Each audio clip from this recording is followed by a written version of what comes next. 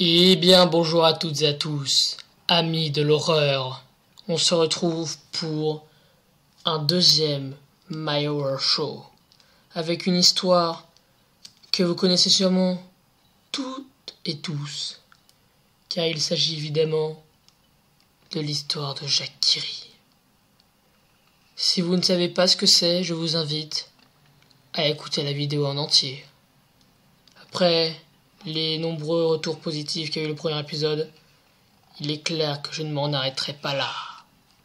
Au revoir et à la fin de la vidéo.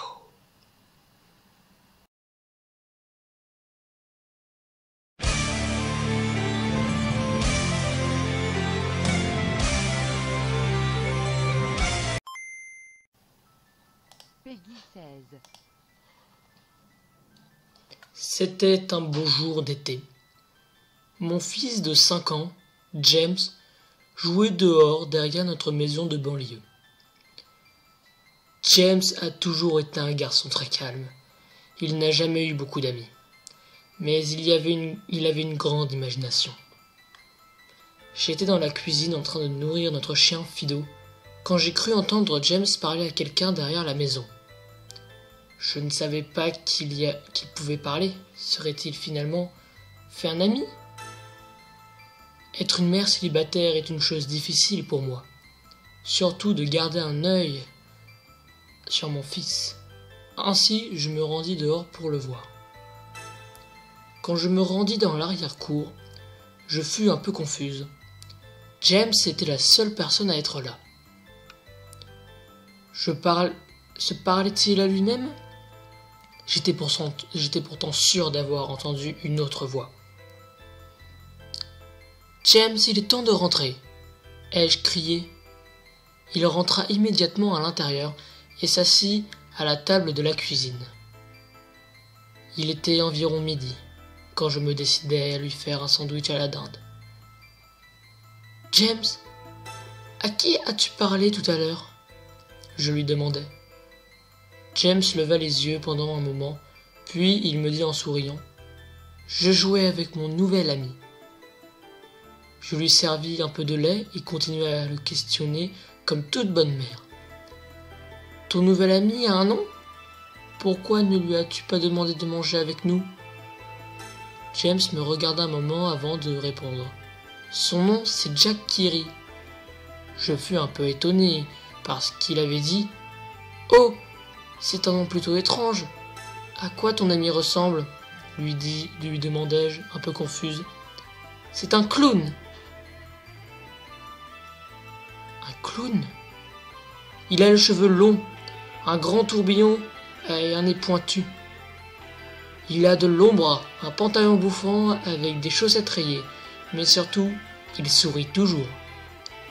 J'ai réalisé que mon fils parlait d'un ami imaginaire.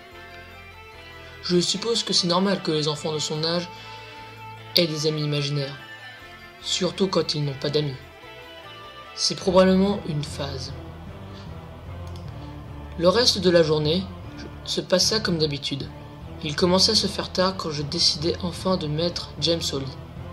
Je le posai, lui donnai un baiser et allumai la veilleuse avant de fermer la porte. J'étais assez fatigué pour ma part et je me décidai à aller au lit quand, peu de temps après, je fis un horrible cauchemar. Il faisait sombre, très sombre. J'étais dans une sorte de parc d'attractions délabré. J'avais peur. Je courais à travers un champ infini de tentes vides, manèges cassés et arcades abandonnées. L'endroit était horrible à regarder.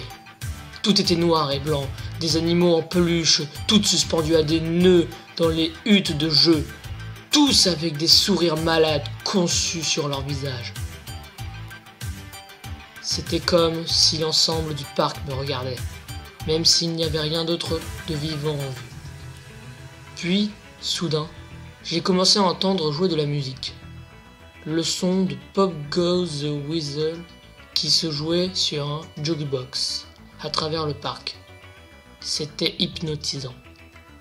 J'ai suivi le son jusqu'à la tente de cirque, presque en transe, incapable d'arrêter mes jambes. Il faisait nuit noire, La seule lumière provenait d'un unique spot lumineux sur le centre du chapiteau. Alors que je marchais vers la lumière, la musique ralentit. Je me suis retrouvé à chanter, incapable de m'arrêter. Out a road, the cobra branch, the monkey chases, the wither, the monkey tooth. It was all in fun. La musique s'arrêta juste à son apogée. Et soudain, les lumières s'allumèrent. L'intensité des lumières était presque aveuglante. Tout ce que je pouvais voir, c'était une petite silhouette sombre en face de moi. Puis une autre, et elle est apparue. Et une autre, puis une autre. Il y avait des dizaines d'entre eux, et tous marchaient vers moi. Je ne pouvais pas bouger, mes jambes étaient gelées.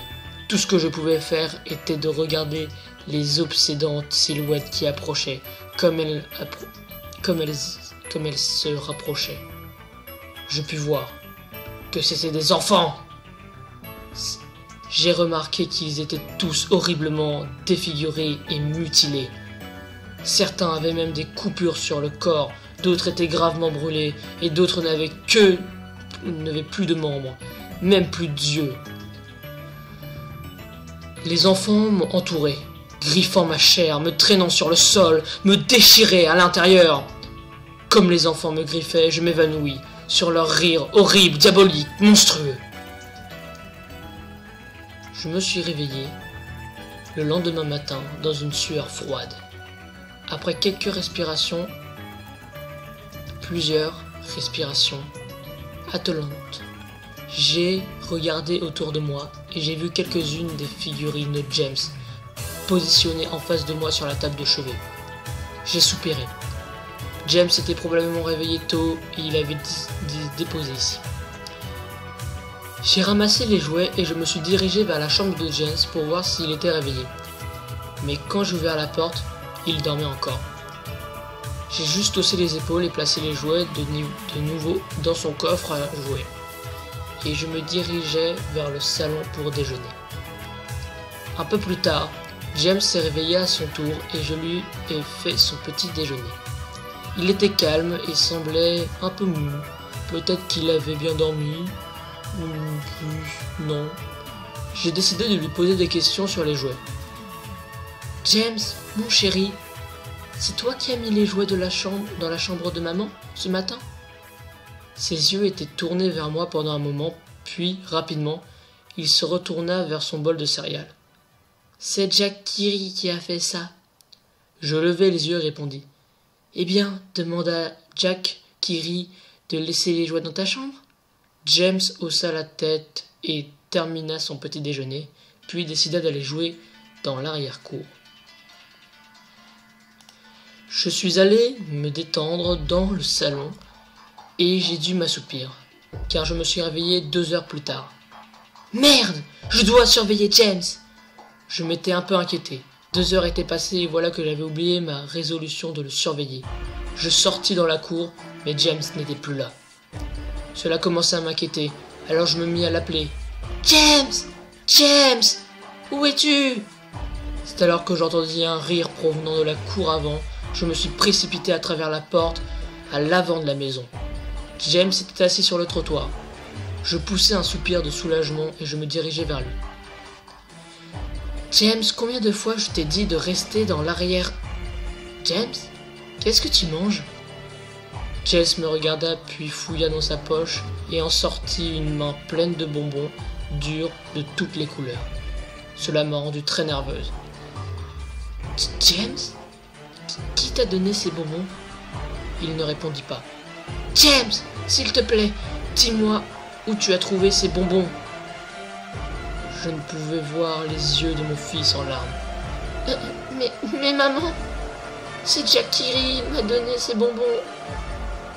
Je fermai les yeux et pris une profonde inspiration. James ne m'a pas menti à moi. Jamais menti d'ailleurs. Mais ce qu'il me disait était impossible. Je lui fis cracher les bonbons et je jetai le reste. James semble être en pleine forme. Peut-être que j'ai eu une réaction excessive, après tout. Il était Il aurait pu les avoir de la part de Tom et Linda d'à côté, ou de Monsieur Walker de la rue. De toute façon, je devais devoir garder un œil sur James. Cette nuit-là, je mis James au lit, comme d'habitude. Soudain, j'ai été réveillé par un grand bruit venant de la cuisine. Je sautais de lit et me précipitais dans les escaliers, paniqué. Quand je suis arrivé à la cuisine, je fus horrifié. Toutes les choses sur le comptoir avaient été jetées sur le sol, et notre chien Fido était dans un état près de la mort. Son ventre était ouvert et bourré de bonbons, du même type que ceux que James mangeait plus tôt ce jour-là. L'état dans lequel je fus rapidement brisé par un cri aigu venant de la chambre de James, suivi d'un gros bruit. J'ai vite attrapé un couteau dans le tiroir et gravi les escaliers avec la vitesse qu'une seule mère dont l'enfant est en danger pouvait avoir. Je fonçai à travers la porte et allumai les lumières dans la foulée. Tout dans la chambre avait été renversé, jeté sur le sol. Mon pauvre fils dans son lit pleurait et tremblait de peur. Une piscine d'urine étalée sur les draps. Je pris mon enfant, courus hors de la maison, puis j'allai de l'autre côté de la maison de Tom et Linda. Heureusement qu'ils étaient encore éveillés. Ils me permirent d'utiliser leur téléphone et d'appeler la police. Il n'a pas fallu longtemps pour qu'ils arrivent, et pour que je leur explique ce qui s'était passé. Mais, à ma grande surprise, ils me regardèrent comme si j'étais folle. Ils fouillèrent la maison, mais tout ce qu'ils trouvèrent, c'est notre chien mort et nos 2 chambres saccagées. L'officier m'avait dit que quelqu'un était probablement entré dans ma maison et avait fait ça avant de fuir quand ils m'ont entendu monter l'escalier. Je savais que ce n'était pas vrai. Toutes les portes étaient verrouillées et aucune fenêtre n'était ouverte. Le lendemain, James est resté à l'intérieur. Je ne voulais pas qu'il sorte de ma vue. Je suis allé dans le garage et j'ai trouvé son vieux moniteur pour bébé. Je le lui confiai, lui demandai de crier si quelque chose arrivait dans sa chambre ce soir. Enfin, j'allais être en mesure de l'entendre. Je suis allé dans la cuisine et j'ai attrapé le plus gros couteau dans le tiroir pour mettre sur ma table de nuit. Ami imaginaire ou pas, je n'allais pas laisser quoi que ce soit faire du mal à mon petit garçon. Le soir est venu assez rapidement. Je mis James au lit. Il avait peur, mais je lui ai promis que je n'allais pas le laisser quelque chose lui arriver. Je lui donnai un baiser et alluma la veilleuse. Avant de fermer la porte, je lui dis tout bas: « Bonne nuit, James. Je t'aime. » J'ai essayé de rester éveillé aussi longtemps que je pouvais, mais après quelques heures, je me suis senti à la dérive. Mon bébé serait en sécurité pour la nuit et j'avais besoin de dormir. Au moment où je posais ma tête sur l'oreiller, j'entendis un grand bruit venant du moniteur pour bébé que j'avais confié à mon fils. Au début, ça ressemblait à des interférences, comme le type qu'une radio ferait. Puis, elle s'est transformée en un doux gémissement. James s'était endormi. Puis je l'ai entendu, le rire de mon cauchemar, ce rire horrible. J'ai jailli du lit et attrapé le couteau sous mon oreiller. Je me suis précipité dans la chambre de James, laissant la porte ouverte. J'ai essayé d'allumer l'interrupteur de la lumière, mais il ne fonctionnait plus. Je fis un pas à l'intérieur, et je pus sentir un liquide épais et chaud sur mes pieds. Soudain, la veilleuse de James s'alluma, et je pus voir l'horreur absolue en face de moi. Le corps de James était cloué sur le mur, les ongles perçant à travers les mains et les pieds. Sa poitrine était grande ouverte et ses organes pendaient au sol. Ses yeux et sa langue avaient été enlevés, et en même temps que la plupart de ses dents. J'étais dégoûté, je pouvais à peine croire que c'était mon fils, mon petit garçon. Puis je l'ai entendu à nouveau, le désespéré doux gémissement. James était encore en vie! Mon bébé, mon pauvre bébé, tant que la douleur à peine accrochée à la vie. J'ai couru à travers la pièce et vomi sur le sol. Mais ma terreur fut interrompue par un gloussement horrible venant de derrière moi. Je me retournai tout en essayant la bile de ma bouche, quand, sortant de l'ombre, est apparu le démon responsable de toute cette horreur.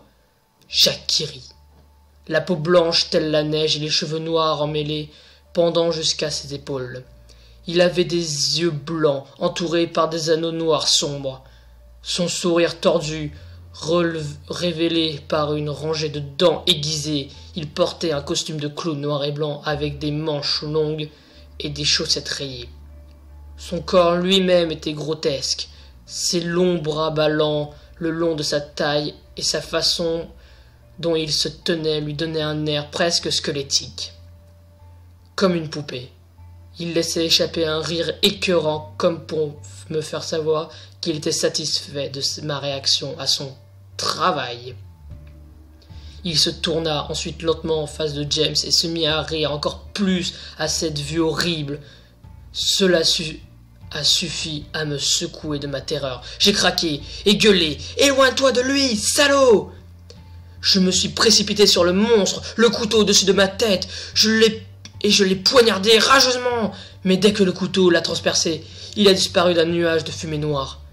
Le couteau est passé à travers le nuage à peine apparu, transperçant le cœur battant de James, éclaboussant du sang chaud mon visage. « Non ! Mais qu'ai-je fait? Mon bébé! J'ai tué mon bébé! » Je suis immédiatement tombé sur mes genoux et je pouvais entendre les sirènes au loin de plus en plus fort. Mon fils, mon doux bébé, j'ai promis de le protéger, mais je n'ai pas réussi. Je suis désolé, James. Je suis tellement désolé. La police me trouva en face de mon fils, toujours brandissant le couteau couvert de sang de mon bébé. Le procès a été bref, la folie. J'ai été placé dans le Phyropoulos, maison de fous, où j'ai été pour les 2 derniers mois. Ce n'est pas si mal ici. La seule raison pour laquelle je suis éveillé maintenant, c'est parce que quelqu'un joue Pop on the Go with the Wesley sous ma fenêtre. Je vais en parler au préposé à ce sujet plus tard dans la matinée.